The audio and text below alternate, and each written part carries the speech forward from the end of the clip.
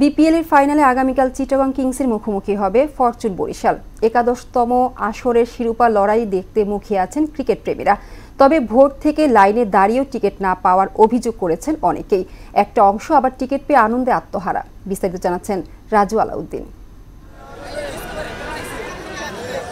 BPL final ঘিরে টিকিটের জন্য মিরপুর সিটি ক্লাব মাঠের সামনে ভিড় দেখা যায় ক্রিকেট প্রেমীদের। সবার প্রত্যাশা শিরোপার লড়াই হবে জমজমাট। খেলা দেখার জন্য অফিস থেকে 2 দিন ছুটি নিছি, আজকে টিকিট কাটার জন্য একদিন, আগামীকাল খেলার জন্য একদিন। আমরা সবাই বরিশালের সাপোর্টার। প্রিয় দলের খেলা দেখতে টিকিটের জন্য ভোর থেকেই স্টেডিয়ামের গেটে ভিড় জমাতে থাকে ক্রিকেট ভক্তরা।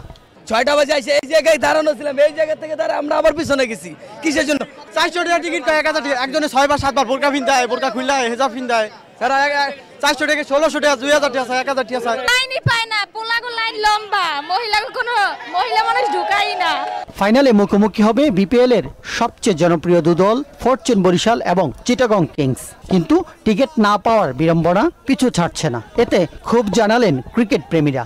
এক ব্ল্যাকার না হলো 20টা টিকিট নিছে, মহিলাদেরকে দিয়ে কাটাইছে।